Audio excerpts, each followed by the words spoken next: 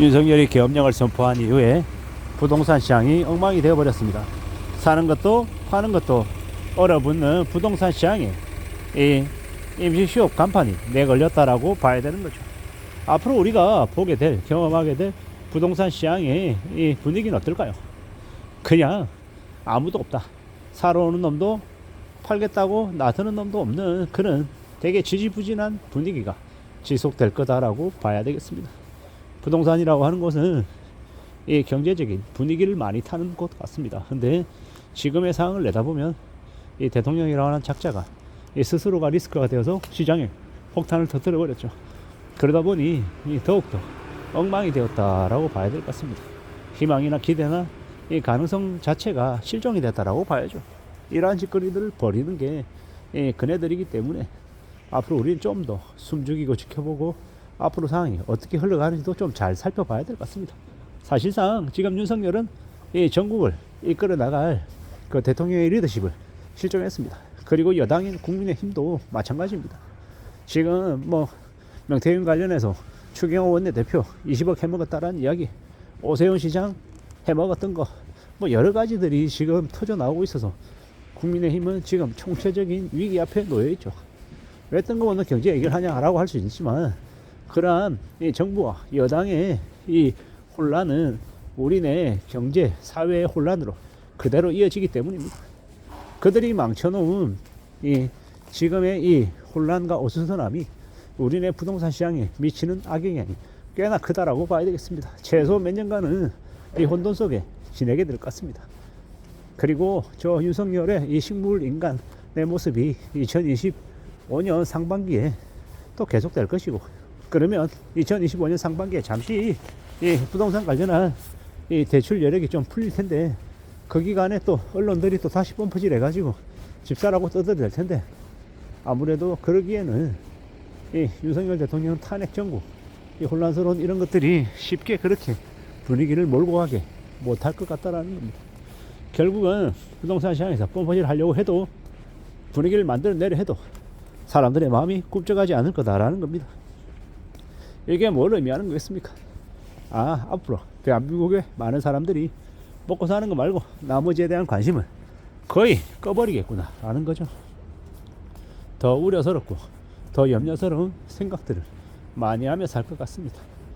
꽤 아마 고충이 심해질 것 같다라고 보는 거죠. 어떻게 살아야 될지, 어떤 삶을 추구해야 될지 고민과 걱정이 많아질 것 같은데요. 이러한 것들이 우리를 더 위축되게 할 것 같습니다. 집을 산다, 부동산을 거래한다, 이런 분위기는 아예 갖기가 어렵다. 뭐 특히나 2030들 대상으로 신생아 특례 대출, 신혼부부 관련한 대출, 이런 것들을 좀 많이 이렇게 부추겨서 부동산 시장을 안정화시키려고 했던 게 지금의 정부의 이 방향인데, 이게 2025년 상반기에는 제대로 작동하기 어려울 것 같습니다. 지금 윤석열 아래에 있는 그 내각이 다 그냥 총사퇴하겠다라고 하고 있고, 지금 업무를 제대로 수행하지 못하는 상황까지 이르는 겁니다. 결국 그들은 이 대한민국을 제대로 운영할 이 의지나 생각들 자체가 없었던 겁니다. 그러다 보니 그들은 지금 이렇게 개막장으로 운영을 하고 있는 거죠. 아마도 앞으로도 그런 혼란은 꽤 오랫동안 지속될 것 같습니다. 금방 나아지지 않을 것 같다라는 겁니다. 그런 우려나 염려가 어떤 이제 후폭풍을 불러오겠습니까? 사람들에게 불신, 우려, 두려움, 공포, 이런 것들을 계속 심어줄 것입니다. 집을 살려 해도 대출이 과연 나오긴 할까? 대출 관련한 금리는, 그리고 내가 계속해서 이 직장을 다녀서 직장으로부터 고정적인 소득을 얻어서 대출을 20년, 30년 제대로 갚으며 살아갈 수 있을까? 뭐 이런 이 종합적인 고민들을 안 할 수 없다라는 겁니다. 그게 이제 지금에 있는 사람들이 하게 되는 생각들, 우려들, 염려들이죠. 그걸 이제 잘 헤아리고 잘 따져보며 살아가야 될 것 같습니다. 우리가 살아가는 이 현실이 이다지도 복잡한가, 혼란스러운가 라는 생각들도 아마 많이 하게 될 것 같습니다. 정신을 좀 차리고 살아가야 될 것 같고, 좀 두려워하고 염려하고 고민하게 되는 것 같습니다. 어떤 식으로 흘러갈지 좀 더 우리는 마음을 굳게 먹고 두고 봐야겠죠. 그리고 많은 생각들을 하게 되는 겁니다.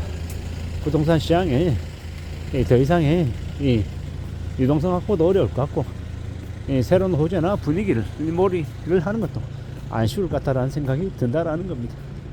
그러려면 전국이 안정이 되어야 하는데 2025년 상반기까지 전국이 안정되기는 어려울 것 같습니다. 지금